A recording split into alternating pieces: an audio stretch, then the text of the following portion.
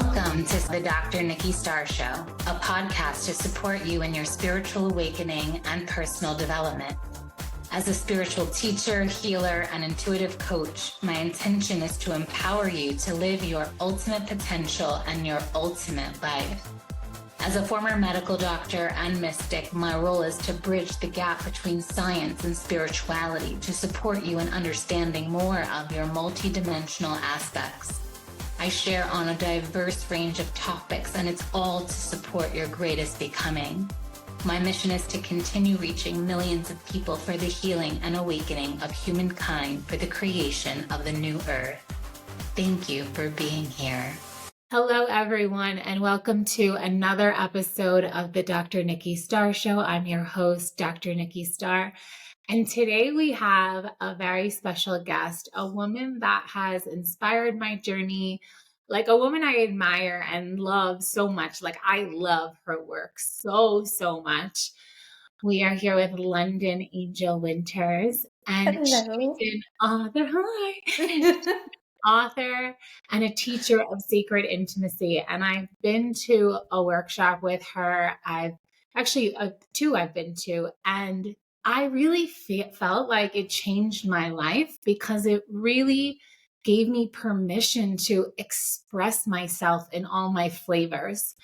And I remember going up to her after one of the workshops and being like, I feel like my Colombian side is like accepted, like my fiery energy. And I just felt like liberated as a woman. And it was just so wonderful. And I'll never forget that. She really, the work that her and her partner do, like really cracked me open in a new way. And so I'm so happy you're here, Londin. And if you want to take a moment to introduce yourself a bit before we get into our chat, and just, you could share a little bit about your journey, what brought you to where you are today, and yeah, what inspires you right now?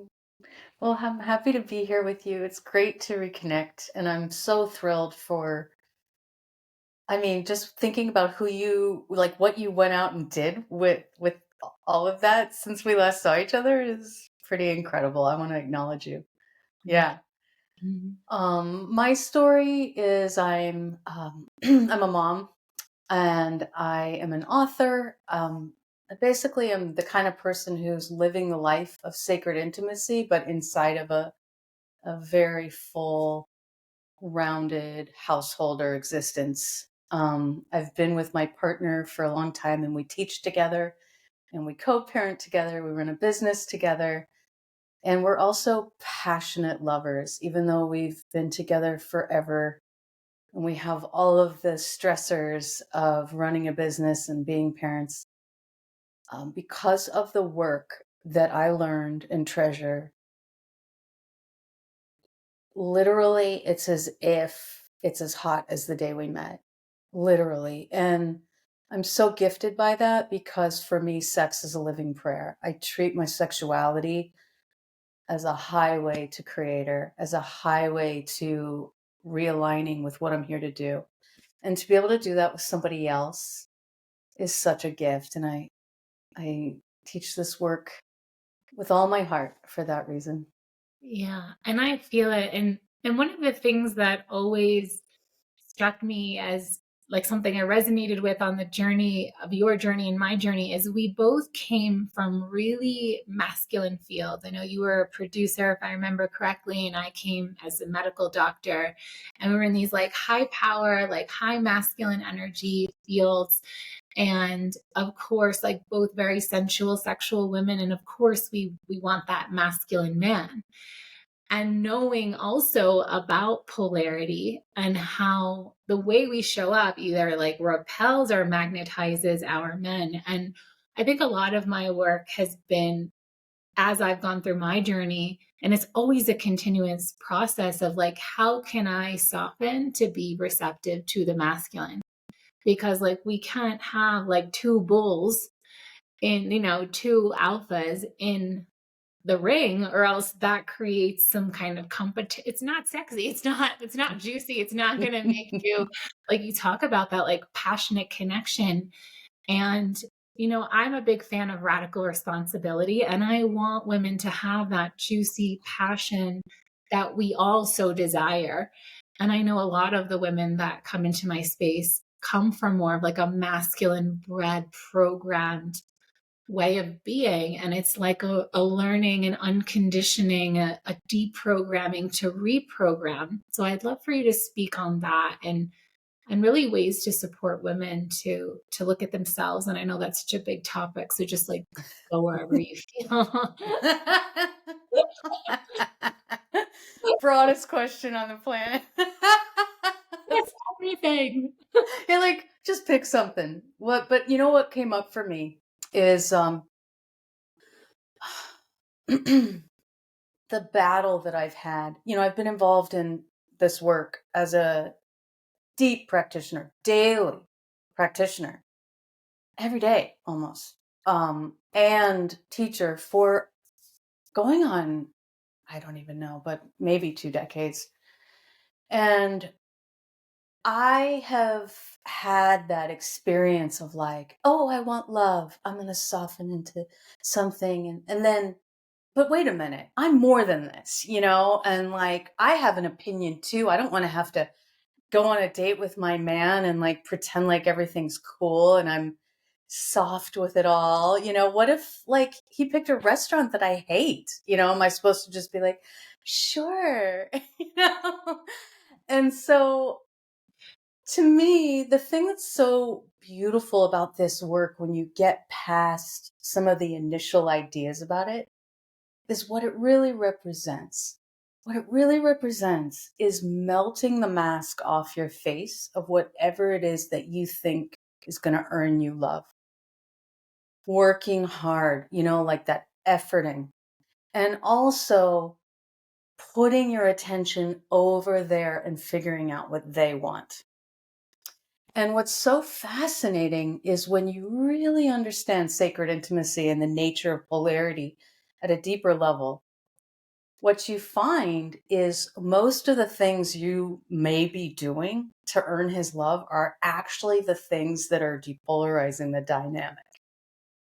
And that's what's so cool, because you can have rip-roaring, curl your toe passion, but also evolve in your own essence, evolve in your divine, alpha aspects, evolve in your divine feminine omega aspects, and fully feel, like what the Egyptians would call the hood, like equal masculine, equal feminine, in harmony for full ascension.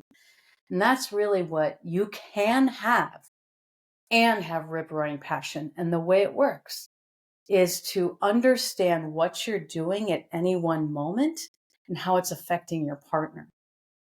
And what you'll usually notice is what is said from the heart is heard from the heart. What is stirred in the genitals is felt in the genitals. So it's tempting to be like, oh, I had an opinion and that's what ruined this moment. But when you rewind and you feel deeper, it's like, oh, I got afraid. I came on very strong because I didn't think my needs would be met. I railroaded into him. It didn't feel good to either of us, and I killed the moment. What would I need to actually create connection again? In other words, how did you love before you ever knew hurt? Like if love was here for me, love was available, there is no lack of love. What could I rest into right now that makes me available for love? And what you'll find is that natural softening, that natural flow that's so sexy, that natural eager heart that trusts again, and so that's been my favorite part of this really long and winding road that I've been on, is to realize like I'm not putting on ideal woman garbage on myself. I'm actually resting into liquid love. Like, I mean, central channel, liquid love, same thing that creates that full body orgasm. It's at dinner, it's in the bedroom, it's through your purpose at work. It's just liquid love. Yeah, and the phrase like a return to love like keeps coming up. I even have an offer this month that's called Ceremony, a Return to Love. And I feel like that's the point of every single spiritual practice, is Yes. returning to love. Like, and because love is like that essence, that fabric that weaves everything. And I even think about what you are alluding to, how sex is a path to ascension. Sex is a path to our enlightenment, which is why it was suppressed for so long by all the religions, etc. Like, there is so much power in our sexuality and in our union with another. The energies, the just what it does from a scientific perspective with our hormones and our energy centers and our neurotransmitters, like, it is a healing practice that when you have it, you're like feeling love, which is why, like, if you have a lot of it, things don't really probably bother you as much. Like, you are, I feel like if people are really well loved, like well sexed, like it's like less things bother you. It's like when you're really in love, right? It's like less things bother you. And so that's why I've loved, and I have seen we could say, sacred intimacy practice, or my softening to love, or even my solo tantric practice, or even when I'm in relationship, like relationship divine union is a spiritual practice, because like that's the person that brings up all your stuff like the most. And it's like, if you can be love in the face of the triggers and the challenges, and I've been so guilty of doing that, of just being like aggressive and like not sweet or soft when I've communicated, and how it just completely shuts down the moment, creates more tension, starts a fight. And I feel like where I'm getting at with this is, I know the quality that really opens men is like this quality of softness.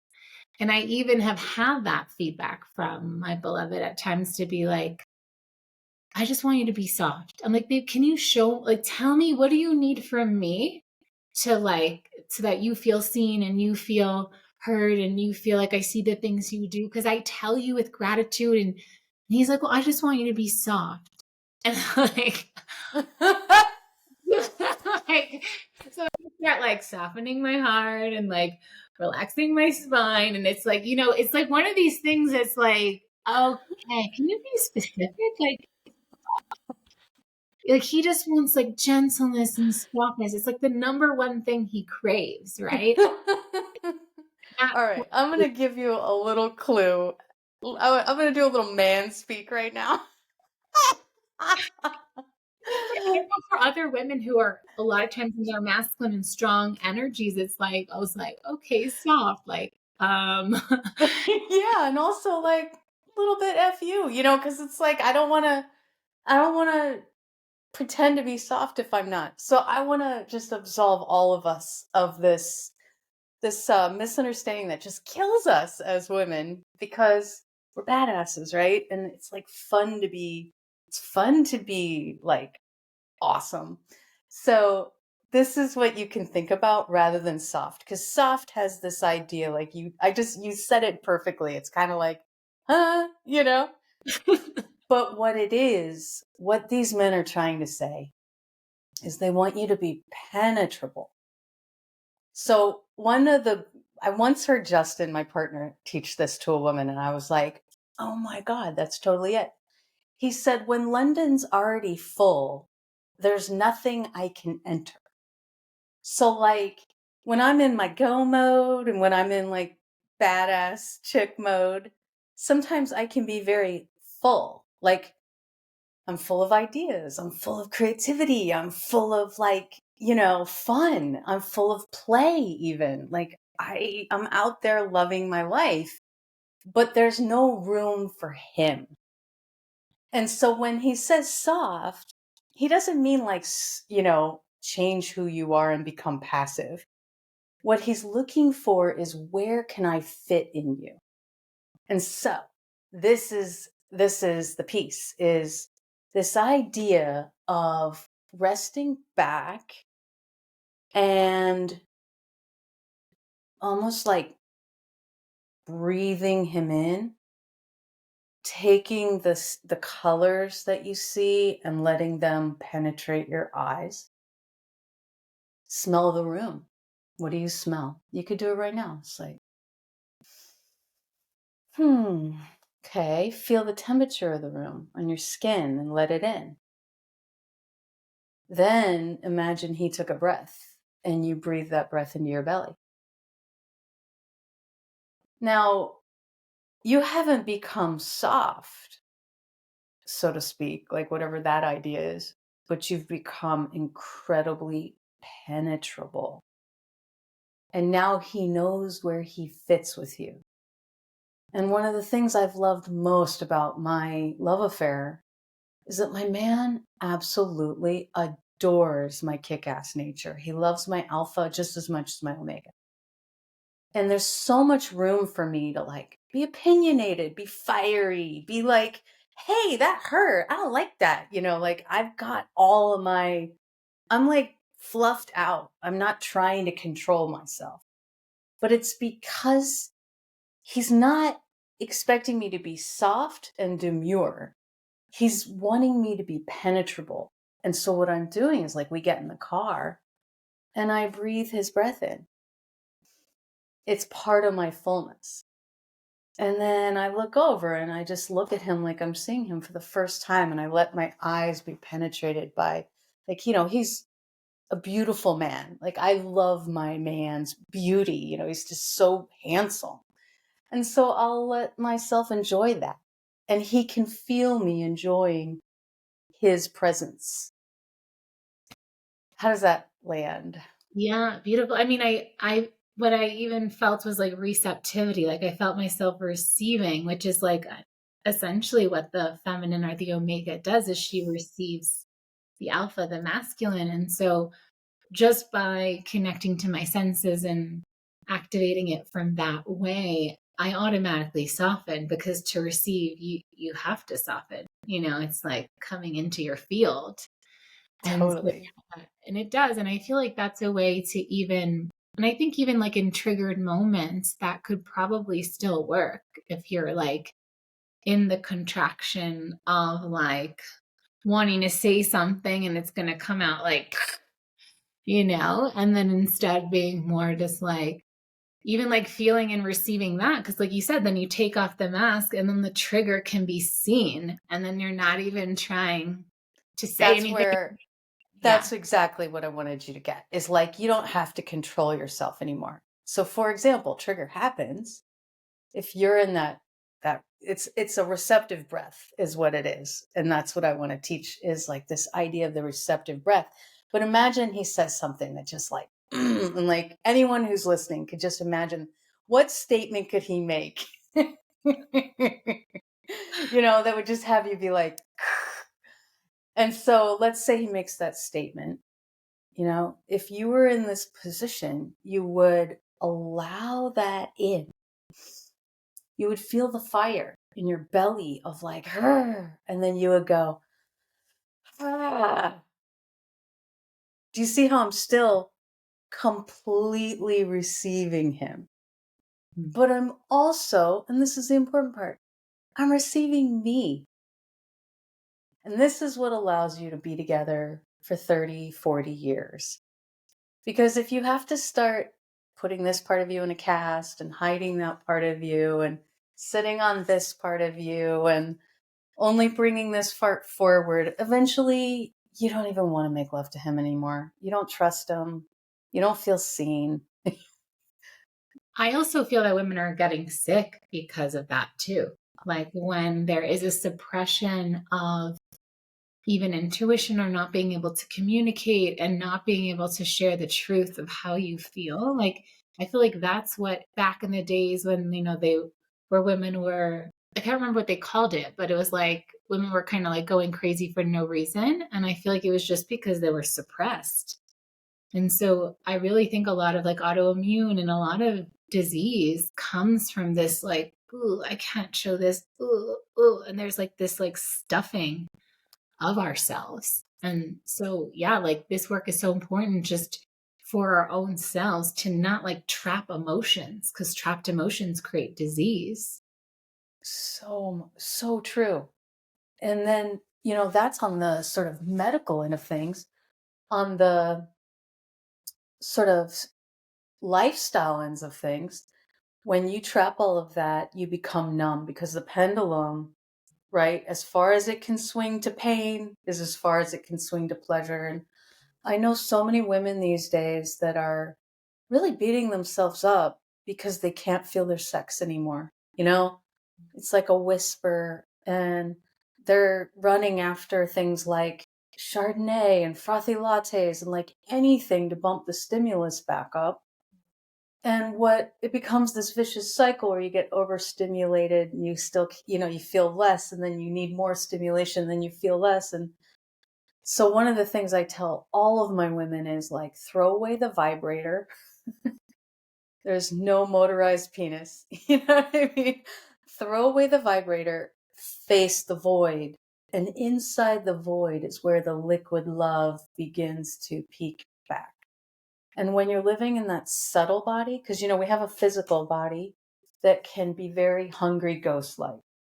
But we have a subtle body that can be the size of the universe, where we never, ever feel outside of the love of the Creator. And that's what your central channel is full of. You're the one that pushes it away. But the minute you do any of those practices, those return to love practices, you recombine. And one of the things I really, really try and tell every woman I can is that your inner marriage creates your outer marriage. So your own relationship to your inner seer and feeler, your own alpha and omega, is going to be what you project upon your man. And when you learn how to write your own ship for it first, where you're seeing and feeling with full equanimity, where your liquid love is surging perfectly, it's what you said earlier. You'd be amazed how equanimous you are with the ins and outs of what he's doing. Like there's just space, there's oxygen, there's room for a good laugh, there's fun dates. Yeah. And passionate nights. That's where it lives. Yeah. I totally agree. And I feel called to do like a complete 180, because you talked about like throwing away the vibrator and like our sense channel and be, so let's talk about cervical orgasms. Because that's like what I thought about. I'm like, okay, let's go into cervical orgasms. Let's do it. 180. But it's like it's connected though, actually, because you do need to de-armor to get to that point. So all that numbness that you talked about, like I know that there are times where like I've been places and people are like, oh no, you can't have a cervical orgasm. That's impossible. And it's like, oh my gosh, no, that's the goal. Like, of course you. And so I know there's like a lot of different practitioners and teachers of that. And, I feel like obviously it's very different sensation, right? Like, because we can have all three, right? The clitoris, the vaginal, and the cervical. And I remember like you being one of the first people to talk about it in a certain, like almost like this liquidity of a sensation experience. And I feel like every woman like that, may that be the goal. And I feel like that's even connected to like orgasmic births, which is like, may that be the goal for like all women on the planet. And so much of that, it's like we have to even work through like our traumas and our wounds and our pains. And like it's such deep spiritual work to like get to that point. So I feel like, as a woman who teaches on this, and I would love for you to share more on that and the possibility of that, so women can feel that as like a goal and a possibility for themselves as well, too. Okay. Yeah, I've been teaching on this for many, many years, and I've seen it impact a lot of women. So the first disclaimer I want to say is, if you can't feel your cervix, you're no less of a woman. It can end up being a little bit of an ideal woman thing. And so Mhm. hazard, don't go there. Have it be more of like a cool goal with lots of fun in between. And then it stays in the right place. Because I would never want a woman to feel like she was outside of some club, because the truth is you already are everything. It's just removing the blocks too. So I want to say that to start, and then I'll teach on this. All right. And also, I had a home birth with no drugs, and I got real familiar with the cervix from a very 3D physical point of view.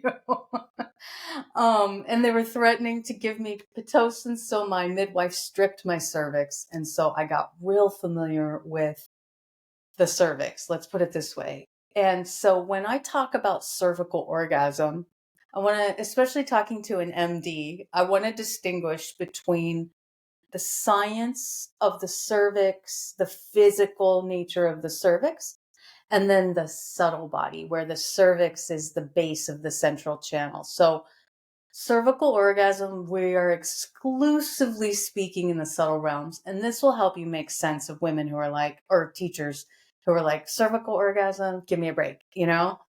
It's like, well, fair, you know, but not fair, because the realm of the subtle, and I know you know this realm well, true?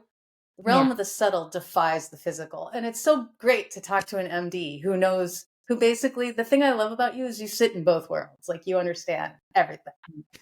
And I do want to just share a disclaimer that despite going to anatomy school, like, you know, doing anatomy and going to medical school and like doing my OBGYN rotations and all of that, I still believe that the scientific information they have about the uterus and the cervix and even how we get wet and all of that is not fully factual. And even the fact that there's still a debate if there's a G spot, it's like, yeah, joke. Seriously. I feel it. I feel my cervix being touched. Like, I feel when it feels good in that spot. It's not touching anything else, not my clitoris either. So you can't tell me that I'm not going to have this, like, because I have experience as a woman. So it's so funny how like a lot of people want to go to science, but it's like I think it's like the steam glands that are what create the wetness, and like even the idea of like squirting and all that. It's like they haven't even done enough research. Like, we're such complex beings and our anatomy is so complex and it's so interconnected to our brain and like every part of ourselves. Like, we're so much more than what science has even been talking about. So I want to share that too, because especially if a doctor says that, I'm like, oh no. And then I feel like people believe everything that doctors say, which then limits them. Like, just like when people identify with a diagnosis, it's like, you are not that. You can heal it and cure it. Even if they told you you couldn't, you can. And so that speaks to the subtle aspects of our existence as well. So I'm happy you touched upon that, because I agree. I don't believe it's a club and like you're better than if you do. I feel like it is this goal that like we can set for greater pleasure. Like, if we want to go there, if that's a priority, like we can, like there's infinite levels to experience. And like that's Yes. the gift of being human in this body. Like, we get to be like embodied, incarnated in pleasure and not in pain. Because so many women suffer from different pelvic pains. And I remember doing a rotation at an office that specialized in pelvic pain.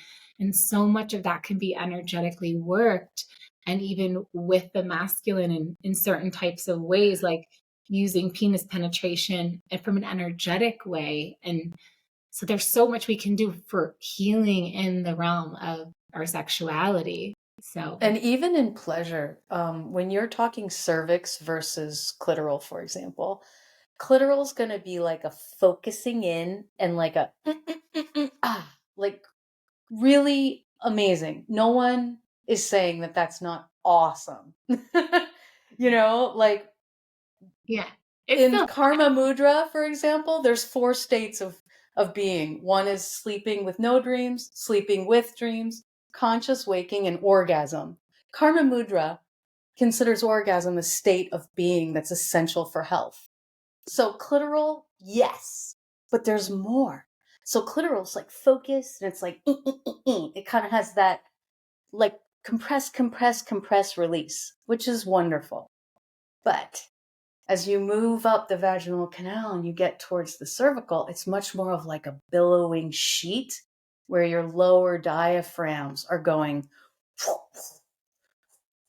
And that cervical full body orgasm is the heart opener, because everything opens and you surrender control to the point where your whole body is rippling with.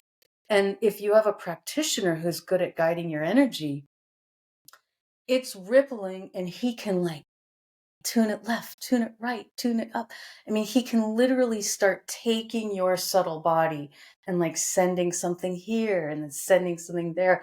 And you're, just riding the horse. And so, is cervical orgasm real? 2,000,000% it's real. Is it the development of a deep yogic practice of full, subtle body attunement and surrender? 100% yes. You're not going to find this in a textbook, but this is what you can have in this lifetime. I mean, this is what I want to say to every woman. I was as numb gets when I started my path. I was, as you mentioned, I was an Emmy Award-winning producer, as alpha as it gets, so structured, so focused, so like manifesting whatever I wanted. And I loved that, but I ended up, like I said, Egyptian style, like full articulation of my, manifesting abilities, full articulation of my body as a vehicle for divine love through full sexual awakening. And so I'm proof that it's possible. And every single thing you do to get there will realize your ultimate spiritual purpose. Because it's like, to get there, you have to get rid of the mask. You have to get rid of every last bit of the mask. The mask is what blocks you from this. Yeah. And even to weave it together, what we were talking about in the beginning about receptivity, I feel like the cervical and deeper vaginal orgasms are more of like a relaxing, and it's like I've experienced them more. It's like you're breathing in and deeply. And whereas like with the clitoral, it's like you're holding your breath and really contracted. So it's like, again, that like you have to really be in that receptive state instead of like compartmentalizing and contracting. So it's almost like, I think, a reflection too of like how much we've opened the body, how much we've cleared the numbness, how much we've gone into whatever wounds and traumas and pains that we might be harboring from this life, past life, ancestral. And so it is like the journey to our greatest pleasure is the journey to our greatest becoming, is the journey of our spiritual ascension. It's it's like all weaved together. And I feel like that brings us like into the bonus, which is you're going to guide us in a receptive breath practice, right?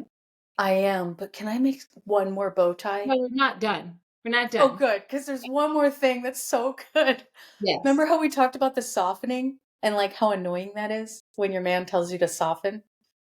Well, the irony of this whole thing is that the softening is what creates the cervical orgasm.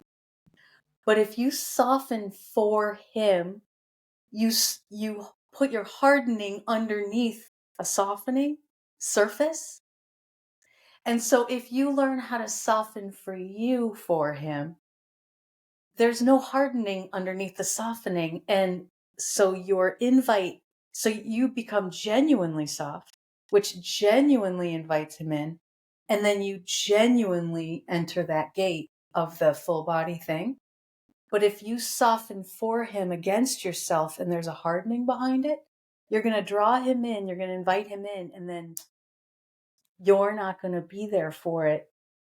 And he'll have a great time with your soft body, and you'll be like, you know what I mean? Like, this is so underwhelming. And this is really why it's like pristine relating, in the sense of like there's some lineages of Tantra that believe like it doesn't even work without the love and the respect. Like you can't just like go and be like, okay, let's be tantric partners. Like it doesn't, it's almost like the lock and key is the love and the respect and the all that's cultivated. And whenever there's things that are not processed, I feel like that's what creates the numbing. And then you're a little bit angry, maybe you punish a little, and then this builds over time, which does not support the cervical orgasm, doesn't support the relationship, doesn't support the pleasure. And so that's why even like relationship is our greatest spiritual work as well. We want to make sure it's like squeaky clean and like there's no little ripples in the air, because that's going to block that intimacy essentially, right? 100%. Yeah. I mean, Justin and I, in our book, Playing with Fire, 1/3 of the book is on the love and respect. The first third. Amazing. The first third is, we call it the swimming pool. And like, if you are stepping over little resentments and you're pretending to be more soft than you actually feel, and he's pretending to be more committed, but he's like doing stuff on the side, you know, you have this like dirty swimming pool and nobody really wants to swim in it. You might jump in just to like check the box, but you're both kind of like, whereas when you do the work, what we call the lower triangle, awareness, sensitivity, and equanimity, when you do the work together to really churn through all the stuff that you're sweeping under the rug, you have this crystal blue, sparkling swimming pool that both of you want to dive in. And when you do that work over 20 years, that's how you get to the place where it feels like the first day again. Yeah, and I totally agree from experience too. And I think I just have I have a hard time masking feelings, but to the point that I feel like I've had to learn how to like also know how to say things in a way that's more palatable. And yeah, I feel like any kind of like falsities or lies in relationship, it can't, like, it's like you're living a lie. It can't go, like, it's true. Like there's no connection. And then I think this is when I hear, like for me in my relationship, I like to have sex every day. And if we're not, I feel like that's telling me something's not right. Like there's one of us is mad at the other person, like there's some resentments. And then to hear people go like a week or a month or a year, I'm like, what? There's so much under there we need to unpack. Like, what is going on? So yeah, like sex is like a natural part of being human and healthy. And we can go so much into even just the health side of that, but even just for enjoyment and pleasure of life, which is our birthright, you know? And oh, this has been wonderful. I want you to share about your books and where people can find you and your work and all the things. Because I read your first book, both of you together. And I remember after I read it, I think I messaged you and I was like, I feel like you're supposed to have a baby. And then you're like, well, I think it's right before you announced it too. And or you just did. And I was like reading the book. I'm like, they have to have a baby. What? Like, I remember you texting me that. Remember that? And I was like, I like sent you a personal text too. I was like, London. So I love the first one. I haven't yet read the second one. I'm looking forward to reading it. So if you want to share about all that good stuff where people can find you, we're going to include the links, but it's always nice in case people don't look, that they hear your website, Instagram, all the things. Yeah. So my Instagram is Londin A Winters, Londin A Winters. But on Amazon, you can find the book. And the book, I would say, is the best place to start because you can just read it in the privacy of your own home. It will give you, we wrote the book so that you never needed to work with us. We wrote the book. We literally were like, what would set people free to create their own practice? And, you know, Justin and I teach from the point of view of a long-term couple. Like, how do you do polarity work that sustains a lifetime? It's not going to just blow up in 3 months and then you're trying polarity work with a new person, you know? So that's what our book, Playing with Fire, The Spiritual Path of Intimate Relationship is, which is how to grow sexually and spiritually with your beloved. And we have practices like word by word guided practices. Like you could hand this book to your man and he would have a template to invite you into a formal practice and rock your world sexually. So I'll just say that. that alone is like worth it. So it's called Playing with Fire. It's on Amazon. And then we also have Patreon groups. So we have monthly women's meetups, monthly men's meetups, and couples. And then we're also, did you know, we're teaching at Kripalu in August. Oh, amazing. So, yeah, we'll be at Kripalu. So we can include the link to that retreat as well. well. I will, yeah. So we have a public event and then a private event. So you could do one or both. So that's basically the best way to find us. Yeah. Your website is LondinAngelWinters.com. okay. LONDIN. Beautiful. Well, this Yeah. has been such a pleasure, London, and I'm looking forward to the bonus breathwork session that you're going to have with us. And as always, like, definitely follow London. I feel like her work is amazing for all women. I love what you're doing. Keep doing it. You're such an inspiration. And thank you for being here. Oh, I loved every minute. Thanks for having me.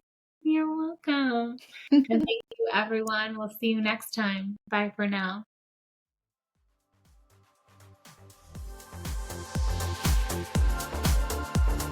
Thank you for tuning in to another episode of the Dr. Nikki Starr Show. Please like this podcast and share it with anyone you feel would benefit.